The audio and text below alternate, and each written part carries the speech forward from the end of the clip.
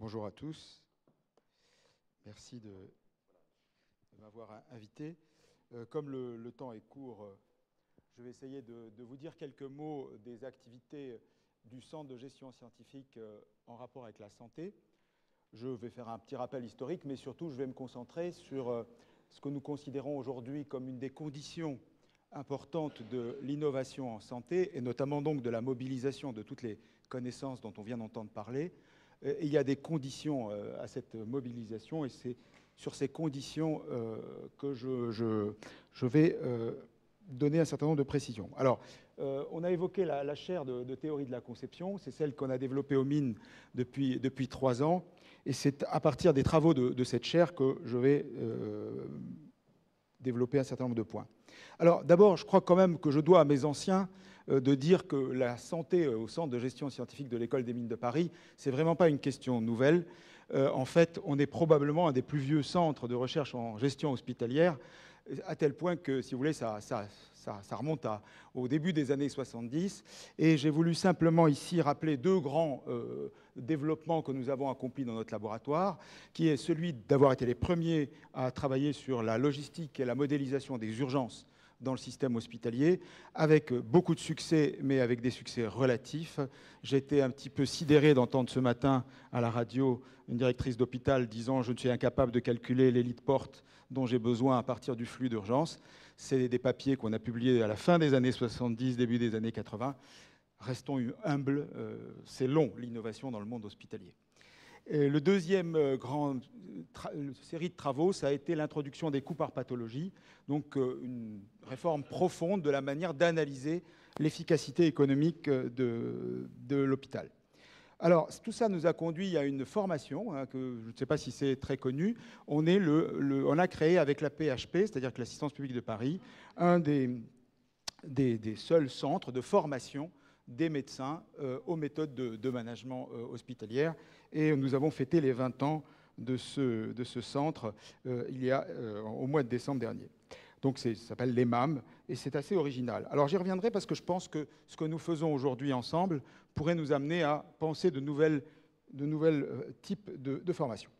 Alors, ce sur quoi je voudrais me concentrer dans les quelques minutes que j'ai, c'est la question des innovations en santé.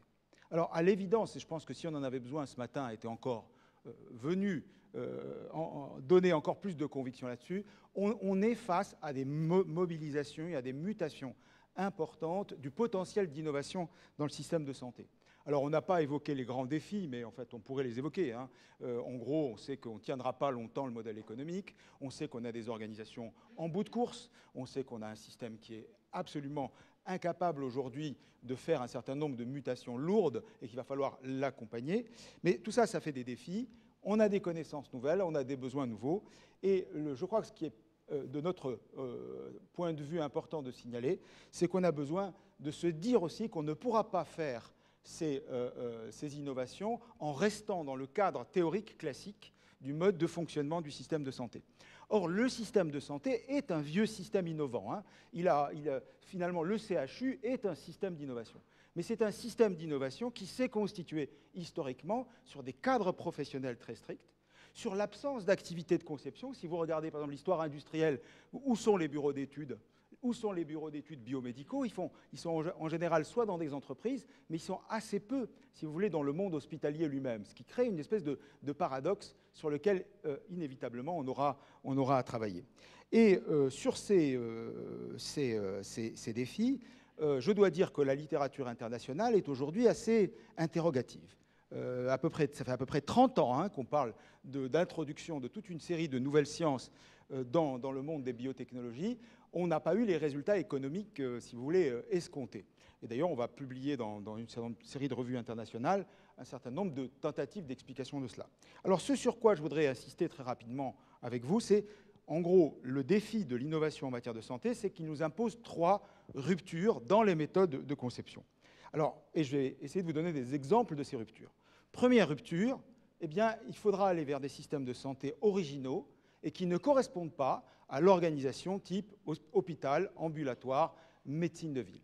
Je ne prendrai qu'un exemple, puisqu'on travaille avec cette entreprise, autant lui faire un peu de publicité. C'est l'entreprise Nutriset, Nutri7 a réussi toute une série d'innovations dans la malnutrition, mais quand vous regardez l'écosystème dans lequel elle travaille, c'est un écosystème mondial où il y a à la fois des NGO, où on a des informations qui nous viennent du fonctionnement même des camps de réfugiés. Et si vous avez entendu dire récemment qu'au moment des grands problèmes de malnutrition, c'est le produit Plum Peanut, il s'appelle comme ça, qui a été vendu à des dizaines de millions d'exemplaires, c'est grâce à cet écosystème d'innovation. Et nous travaillons aujourd'hui avec Nutri7 sur la génération future, qui sera celle non pas de la correction de la malnutrition, mais de la prévention de la malnutrition.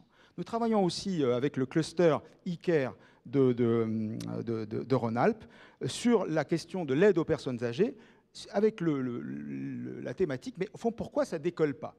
Et une des hypothèses qu'on commence à avoir très souvent sur la raison pour laquelle ça ne décolle pas, c'est que quand vous regardez une transformation à partir de nouvelles technologies, paradoxalement, très souvent les espaces où il y a des nouvelles technologies tendent à prendre des voies de conception, ce qu'on appelle fixées. C'est-à-dire on va s'apercevoir que tout le monde est à peu près sur les mêmes voies d'innovation.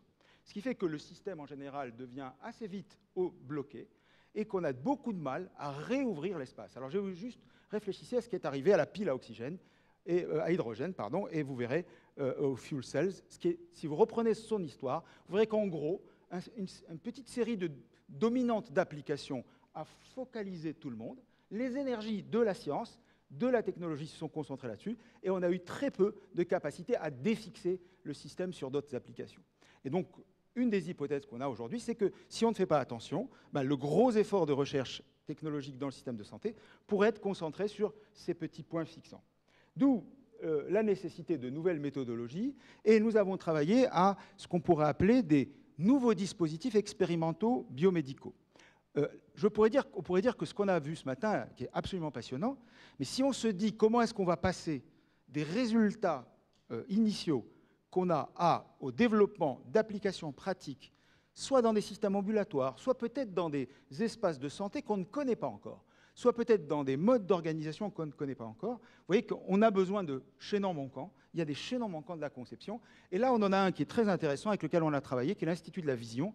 Et je pense qu'on pourrait attirer l'attention de tout le monde sur ces formes hybrides d'expérimentation et de conception. Alors, l'Institut de la Vision travaille sur la malvoyance, sur des dispositifs d'aide aux malvoyants. Et en fait, en travaillant avec eux, on s'est aperçu qu'ils pouvaient aller beaucoup plus loin que les méthodes de développement classiques des techniques qui luttaient contre la malvoyance. Troisième élément, troisième rupture, vous voyez, donc la première rupture, cesser de penser dans le système hôpital, médecine de ville, intervenant. Deuxième rupture, cesser de penser science, application, mais science, dispositifs expérimentaux originaux, dispositifs de conception, et ensuite espace d'usage. Troisième rupture, je crois que quelqu'un a évoqué nanobiotics. Toute la stratégie de nanobiotics pour la nanothérapie, c'est que ce ne soit pas un médicament. On est bien d'accord, parce que si c'est un médicament, hein, on rentre dans le dispositif qui prend 10 ans. Donc en fait, quand on réfléchit aussi, on s'aperçoit qu'il y a besoin de nouveaux modèles thérapeutiques. Et l'exemple qui m'intéresse le plus, c'est celui des escarres. Vous savez que les escarres sont des plaies particulièrement sévères, et surtout, on a besoin...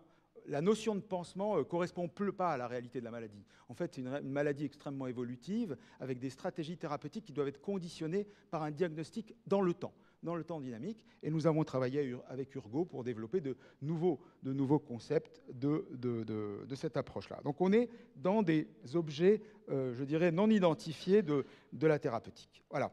Alors, si je voudrais ajouter une condition, c'est qu'il faut relier les trois éléments que je vous ai montrés.